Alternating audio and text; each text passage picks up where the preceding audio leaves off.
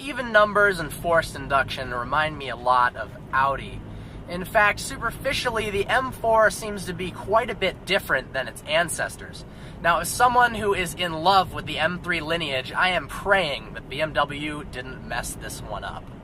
From screaming inline 6s to high-revving V8s, the M3s have always had one thing in common. Well, other than their name, the fact that their engines are naturally aspirated. Now, before we delve under the hood into the specs, let's talk about the nomenclature, because things have changed quite a bit. Controversially, BMW has changed its lineup entirely. You've now got an array of odd and even numbers and four-door coupes. It used to be simple. With the E90 series M3, you had the M3 sedan, which of course meant it had 4 doors, and the M3 coupe, which had 2. Not the case anymore. The M3 coupe is no longer, it's been replaced with the M4.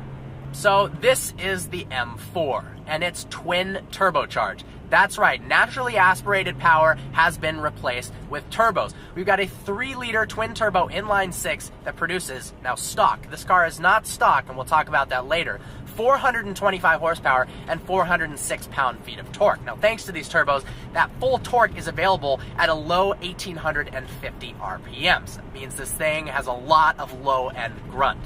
The problem with the stock M4 is the sound. In efforts to please government regulations and the mass market, as well as have interior cabin noise reduced, the exhaust on the M4 is simply too quiet. Now, to remedy that, BMW is piping engine noises through the car's speaker system in a program called Active Sound. Thankfully, the engine noise is real, it's not artificial, but in stock form, it leaves something to be desired. It doesn't feel like it has that soul that the old M cars had. Now, this, anything but. We've got Dinan cans and a Remus straight pipe mid pipe with active exhaust. So you can put it in loud mode, quiet mode, however you're feeling, and it sounds absolutely mean.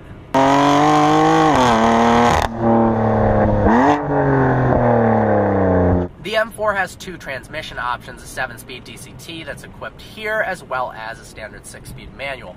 Now, my choice would be the 6-speed manual. You also save $2,900.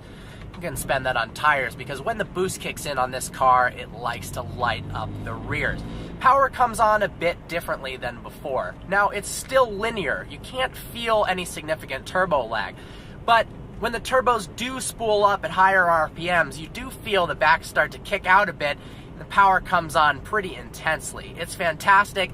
They did a very, very good job of making the car seem almost naturally aspirated. The DCT is a good system. Downshifts are quick, upshifts are crisp. It's about as responsive as it can get. But I do feel like, because it's offered, and soon cars like this will no longer be available with a manual, standard 6-speed would be the way to go. One thing's for certain, the M4 is absolutely stunning, especially in this Yas Marina blue, which thanks to Auto Armor was fitted with this clear satin Expel wrap that makes the finish a little bit more matte.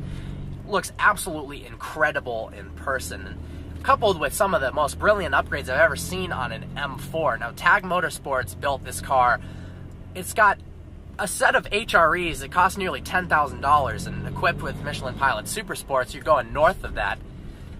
Now, on the interior, it's stunning as well. They've done a fantastic job going above and beyond the previous generation E90 series M3 to making this both a luxury car and a sports car at the same time. Something that can be daily driven and then taken to the track at the Nürburgring and tearing up the back roads.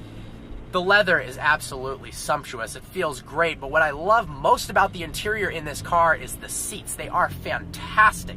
Some of the best seats I've been in a long time. They hug you very, very well throughout the turns. Got adjustable side bolsters. Depending upon your weight, you can adjust that easily on the side here. But absolutely nailed it with the seating position. The car is quick with every Dinan upgrade under the sun, apart from the suspension. This car is pushing over 530 at the crank. 0 to 60 on a stock one is under 4 seconds. This is going to be a little quicker than that. First time I drove a stock M4, I was a bit underwhelmed. Now, possible it was due to the fact that the car was in the break-in period, but this, it's out of the break-in period. It's got some aftermarket upgrades. The power is fantastic. I'm so thankful that BMW didn't F up. The steering is still that sublime BMW M feel. It's properly quick. The interior is leaps and bounds above any other generation. Exterior styling is on point. It's just a hell of a fun car to drive. I hope you enjoyed this review as much as I did filming it.